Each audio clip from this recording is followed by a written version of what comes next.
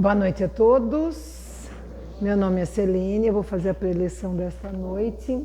Ação e reação é o tema, mas antes eu os convido a fechar os seus olhos, a nos conectarmos com o silêncio e a tranquilidade deste momento, deixando que a paz e a calma invadam o nosso coração, deixando do lado de fora desta casa as nossas preocupações, as nossas dificuldades. Vamos inicialmente colocando em nossa mente a figura de Maria, nossa mãe querida, nossa mãe símbolo do amor, da abnegação, que sempre nos pega pela mão, nos carrega no colo nos nossos momentos de dificuldade, nos envolve com o seu manto azul de amor e de proteção. E assim, vamos colocando em nossa mente a figura de Jesus, nosso amigo, nosso irmão, nosso protetor, que também está sempre ao nosso lado, nos intuindo com as suas lições, nos protegendo, e que devemos ter nele o exemplo maior de doação e de amor. Assim, com Maria e com Jesus, nas nossas mentes e em nossos corações, nos dirijamos ao Pai da vida, agradecendo a oportunidade desta encarnação, agradecendo a oportunidade de estarmos aqui neste momento, agradecendo as muitas oportunidades de aprendizagem que nos dá diariamente e que nos permitem crescer e nos melhorarmos. Agradecemos e dizemos: Pai nosso que estais nos céus, santificado seja o vosso nome. Venha a nós o vosso reino, seja feita a vossa vontade, assim na terra como no céu. O pão nosso de cada dia nos dai hoje, perdoai as nossas ofensas, assim como nós perdoamos a quem nos tem ofendido. E não nos deixeis cair em tentação, mas livrai-nos do mal. Que assim seja.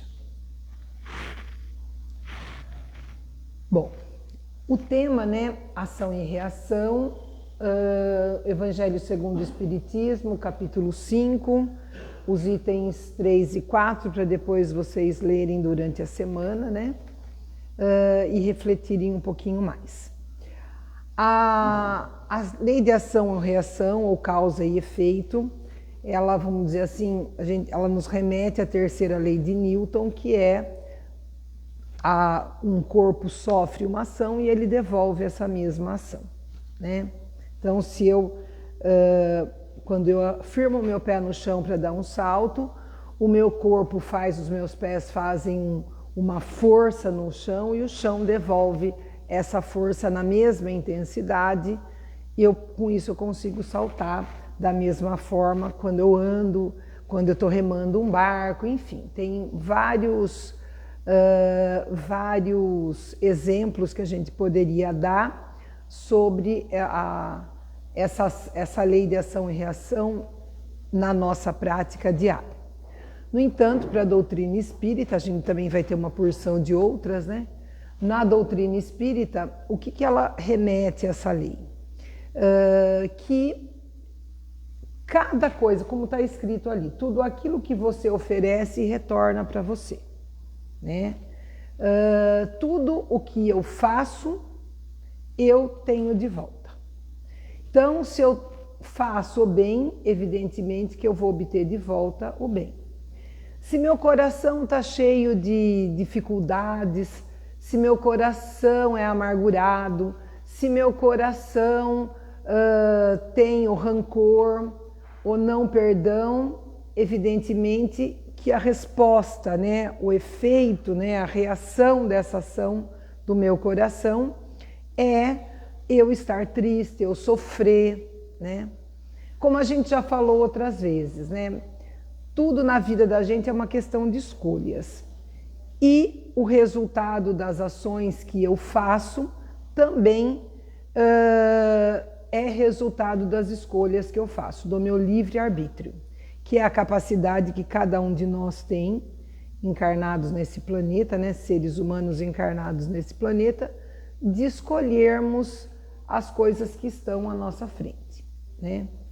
Então, muitas vezes a gente, por exemplo, se eu resolvo, quero, né, teve o concurso aí da prefeitura, se meu foco era entrar no concurso, o que eu precisava fazer? Me preparar, porque ir lá com a cara e a coragem não ia dar certo. Então, se eu me preparei, fui lá, fiz o melhor, certamente eu vou obter como resultado uma boa classificação. No entanto, muitas vezes, né, por exemplo, a gente viu aí o acidente com o jogador lá do Jota, lá de Portugal. Se a gente vê a comoção que foi feito, né, que isso não era justo, muitas pessoas dizendo que não era justo, é justo porque é uma questão das escolhas que a gente faz, né? Tudo que acontece, seja positivo ou seja negativo na vida da gente, é uma questão da justiça divina, né? Então, só que quando acontece alguma coisa ruim na vida da gente, é difícil da gente aceitar assim de pronto, né, o que está acontecendo. Então, no livro, no Evangelho segundo o Espiritismo, ele fala aí nesse item 4, causas atuais das aflições, ele fala que tem duas espécies, duas fontes bem diferentes que explicam as vicissitudes da vida, as dificuldades pelas quais a gente passa. Uma tem sua causa na vida presente, outras fora desta vida. Então, ou eu fiz alguma coisa nessa existência, e isso, né, porque o que eu ofereço voltou para mim, mas às vezes eu falo assim, nossa, mas eu sou uma pessoa tão boa, eu não desejo mal, eu não faço... Mas no fundo, bem lá no fundo, se a gente fizer assim uma varredura, sem máscara, sem ninguém estar perto, a gente vai ver o porquê das coisas. Às vezes não é o momento da gente encontrar aquele porquê, embora na hora a gente queira demais da conta, né? Mas a gente vai encontrar e vai ver que se aquilo aconteceu, tinha um porquê. Que na verdade nada mais é para a gente aprender. Por que a gente está encarnado nesse planeta? Para a gente conseguir a perfeição. As muitas encarnações vão me permitir chegar à perfeição, né? Só que como a gente é espírito imperfeito, a gente vai tentando, não é? E aí ele vai falando várias coisas aqui no capítulo.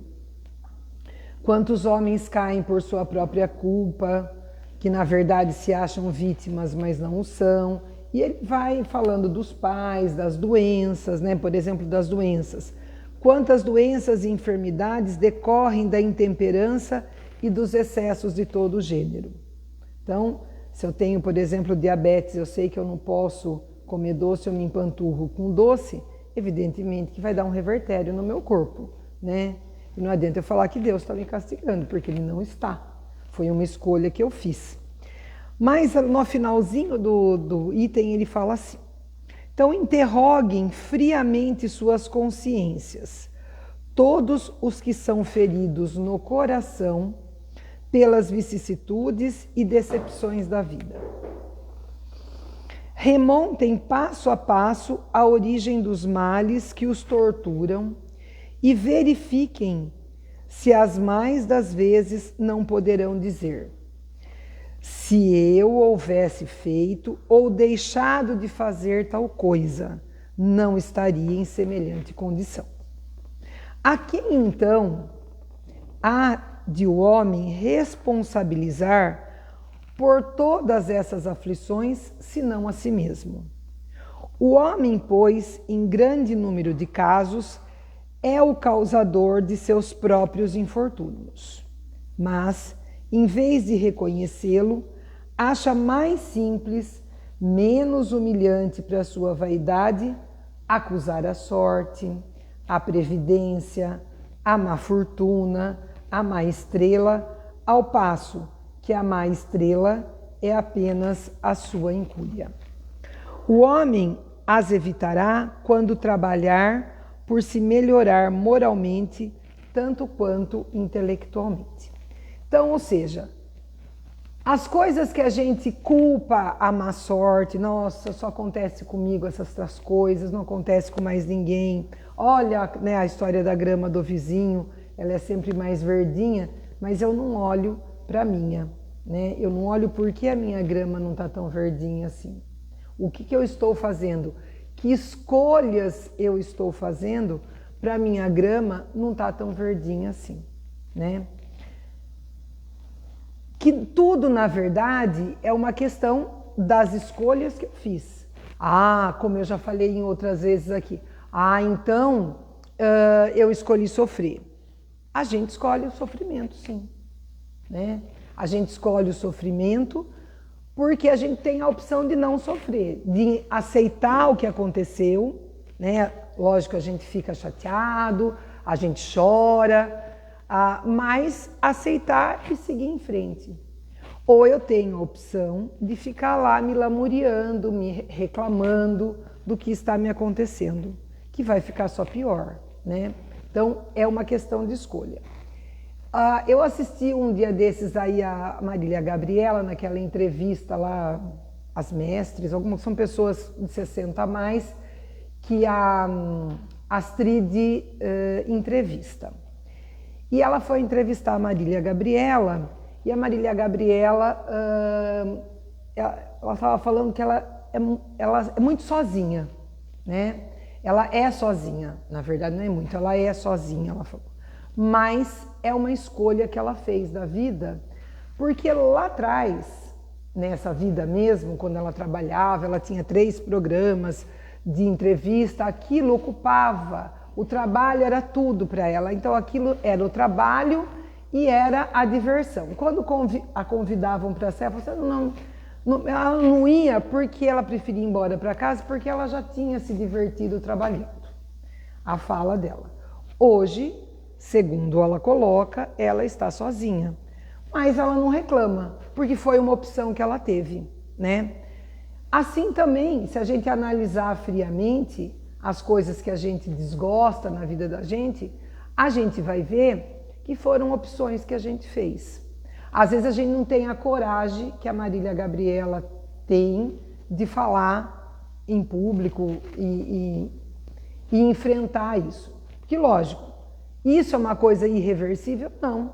É só ela cultivar novas amizades, mudar a maneira dela encarar as coisas hoje, que é possível se sentir menos sozinha ou sair e encontrar as pessoas, porque ela tem a família ainda, né? Então, nada do que acontece na vida da gente, a gente vai achar, é possível não ter reversão, porque tudo é possível a gente consertar. Mesmo se a gente tiver feito coisas horríveis, a gente tem a possibilidade de consertar. Às vezes não nessa existência, às vezes numa outra. Porque no próprio Evangelho, né, quando ele fala que a semeadura é facultativa, né? Porém, a colheita tem que acontecer. Então, independente do que eu estou semeando, eu vou colher. Então, por isso eu coloquei a pergunta para a gente refletir nessa semana. O que estamos semeando atualmente?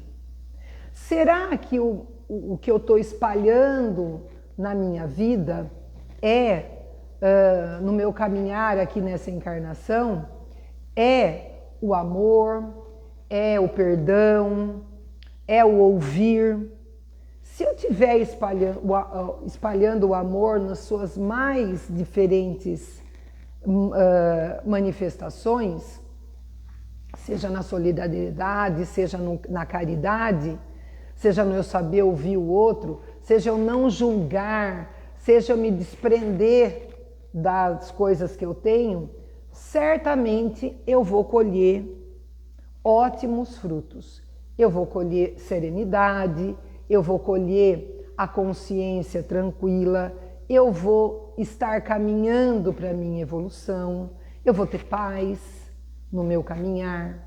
Se ao contrário, meu coração está carregado de rancor, meu coração está carregado de raiva, as pessoas falam alguma coisa, eu já estou explodindo, que às vezes as pessoas têm até medo de falar comigo, porque acham que eu vou falar alguma coisa, ou a atitude que eu vou ter, né? Se eu estou no meu caminho, sendo aquela pessoa que quer mandar em tudo, só eu tenho razão, só o que eu faço está certo, que eu critico tudo que está ao meu redor e comento mal, ou seja, eu espalho, né, a fofoca, a ganância, a vingança, tudo isso eu vou ter realmente muito sofrimento. Eu vou colher muito sofrimento no meu coração. A minha vida não vai caminhar. Minha vida não vai para frente, né? Então, aí fica a escolha. Às vezes a gente pode querer mostrar para o outro, nossa, que a gente é tão boazinha, como eu falei anteriormente, né? Eu ajudo todo mundo, mas lá na minha casa, junto com a minha família, eu sou um déspota. Tem que fazer o que eu estou mandando, tem que ser do meu jeito. Então, eu preciso ter essa reflexão. Porque, de uma forma ou de outra, a conta vai chegar para nós. O retorno vai vir. Como eu disse, às vezes nessa existência, às vezes numa existência daqui 1, 2 existências, encarnações que eu vou ter.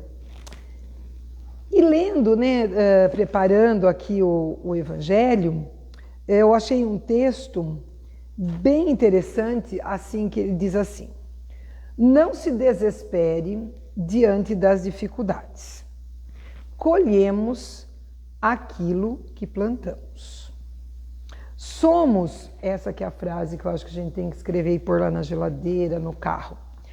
Somos escravos do ontem, mas somos donos do nosso amanhã. O que ele quer dizer com isso? A gente não sabe o que a gente foi na outra vida, né? Muitas pessoas acham que foi rainha, pessoas maravilhosas, né? Mas a gente não sabe o que a gente foi na outra existência, mesmo sendo rainha, rei, o que a gente plantou lá enquanto reis e rainhas ou enquanto serviçais, né? O que eu fiz lá atrás vai refletir no meu hoje. Porém, o meu hoje, o como eu estou trabalhando esse hoje, vai refletir no meu futuro, no meu amanhã. Esse meu amanhã pode ser amanhã, quarta-feira, feriado, ou pode ser meu amanhã numa outra encarnação, né?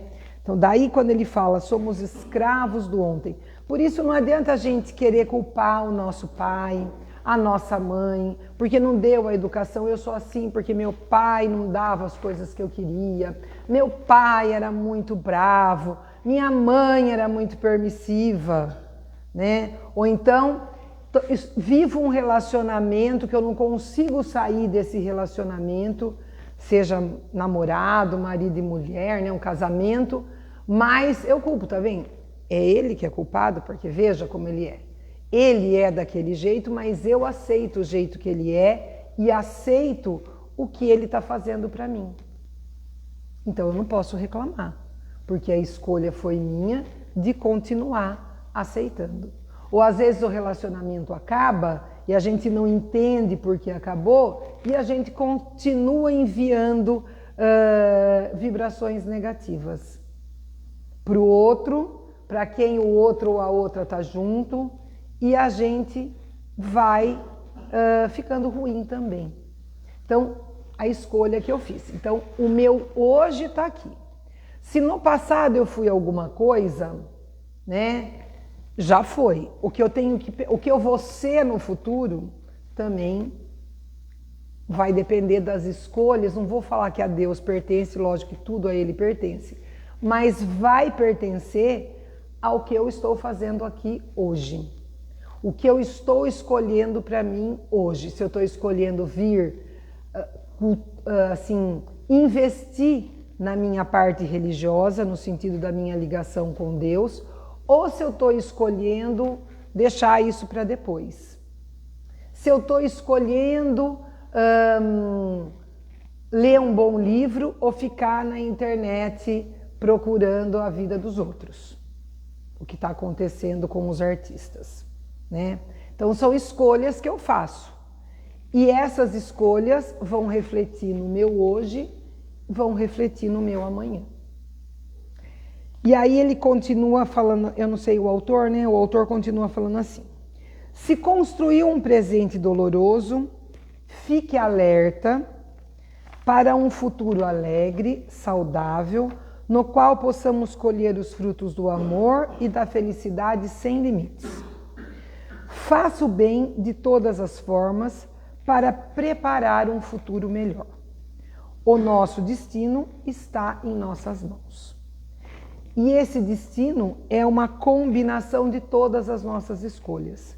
As nossas escolhas de outras vidas, as nossas escolhas pessoais, o que a gente enfrentou em outros momentos. Então, que a gente tenha sempre claro, né, conectado com Deus, para a gente poder fazer as melhores escolhas da nossa vida.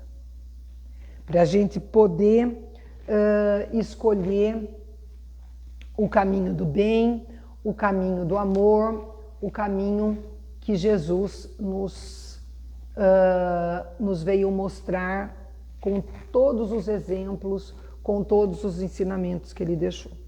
Que a gente possa, ao ouvir o que a gente fala aqui na preleção, né, a gente possa ficar uma sementinha lá dentro e a gente possa plantar em nós mesmos, né?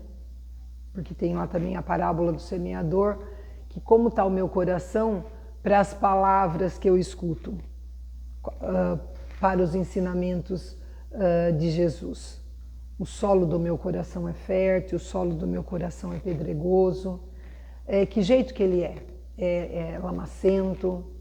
Então, que eu possa ter um coração cheio de um solo fértil, que eu possa ouvir as coisas que eu ouço aqui na casa e colocá-las em prática e investir na minha reforma íntima, nas minhas boas escolhas, para eu estar construindo um hoje feliz, para colher amanhã um amanhã feliz também. Vamos então novamente fechando os nossos olhos, fazer o nosso exercício de doação, o nosso exercício de amor.